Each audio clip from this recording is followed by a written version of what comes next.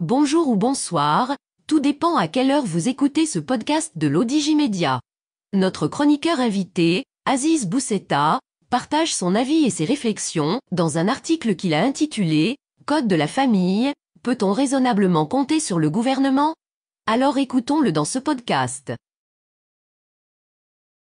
L'auteur démarre son article ainsi. Ce mardi 26 septembre, 48 heures avant la fête d'Al-Moulid, le roi Mohamed VI, descendant du prophète, a adressé une lettre au chef du gouvernement Aziz Akanouche pour qu'il s'active et active ce que le communiqué qualifie de décision royale sur la nécessaire révision du code de la famille.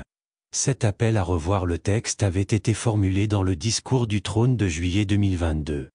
Depuis, plus rien, d'où la lettre de rappel. Il est cependant raisonnablement permis de douter de la capacité de nos institutions gouvernementales ou parlementaires d'arriver à quelque chose de tangible, d'où le probable recours à une commission royale, dans quelques mois.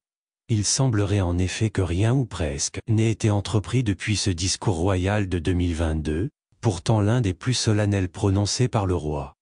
Pourquoi ? La raison est simple, il faut une posture, une envergure politique, qui n'est de toute évidence pas celle du chef du gouvernement, technocrate en chef d'une équipe grandement peuplée de technocrates.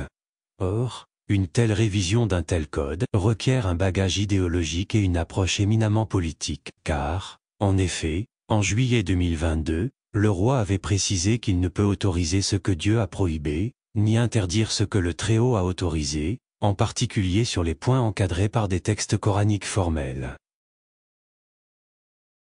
L'auteur poursuit son article ainsi. Fort bien, le roi est dans son rôle de commandeur des croyants et doit faire avec les contraintes de ce statut. Mais dans le paragraphe suivant, le souverain avait souhaité que cet élan réformateur soit mené en parfaite concordance avec les desseins ultimes de la loi islamique, charia, et les spécificités de la société marocaine, et qu'il soit empreint de modération, d'ouverture d'esprit dans l'interprétation des textes, de volonté de concertation et de dialogue, et qu'il puisse compter sur le concours de l'ensemble des institutions et des acteurs concernés.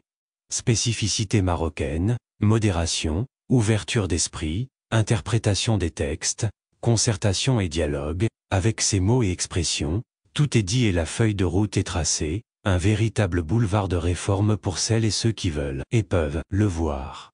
Si le roi, commandeur des croyants, ne peut s'autoriser à tout faire, il place le débat au niveau institutionnel, gouvernemental et parlementaire.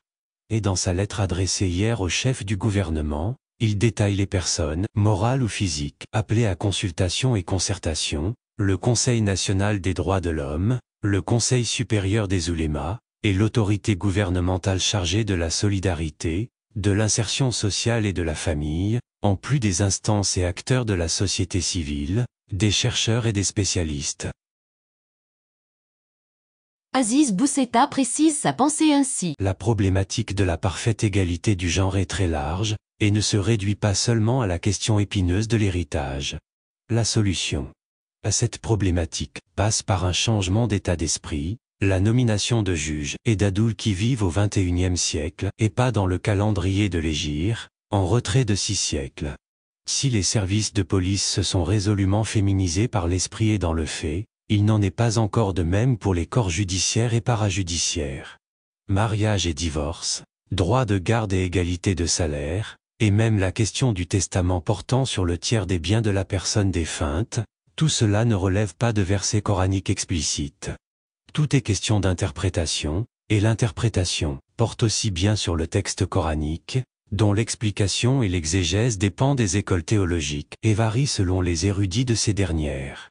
La civilisation musulmane a 15 siècles d'existence, et en 15 siècles, bien des discussions se sont tenues, bien des débats, d'écrits, d'analyses et d'interprétations ont eu lieu.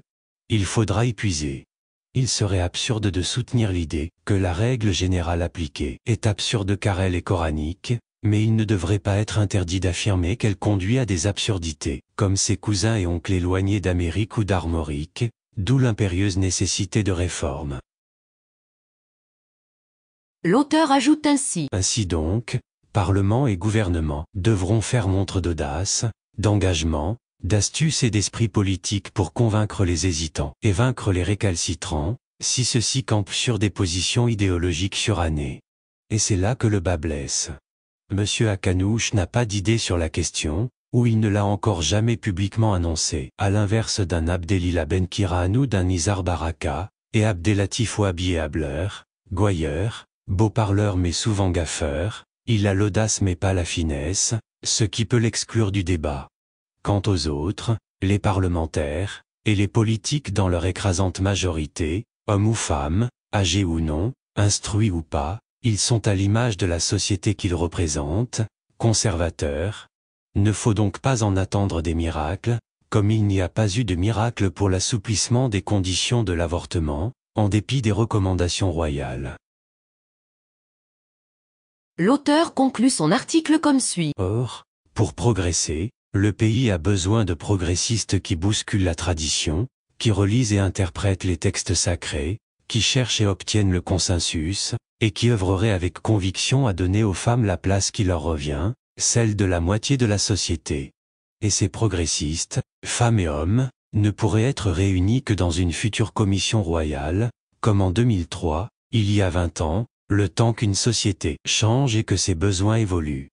Dans l'intervalle, l'heure sera à la mobilisation des progressistes de tous bords, qui devront affûter leurs arguments, puisqu'on peut parier que les conservateurs sont déjà en train de s'organiser et d'affûter leurs armes. Rédigé par Aziz Boussetta et lu par l'intelligence artificielle de l'Odigimédia. Merci d'avoir écouté ce podcast de l'Odigimédia. N'oubliez pas de télécharger notre application l'Odigi Mobile sur Play Store et de vous abonner à notre chaîne YouTube l'Odigi TV. Vous pouvez, aussi, nous suivre sur nos réseaux sociaux. Ou encore, vous inscrire sur notre newsletter quotidienne à partir du portail lodigi.ma. Alors, on se dit au prochain podcast de nos chroniqueurs invités. Et à très bientôt, si et seulement si vous le voulez bien.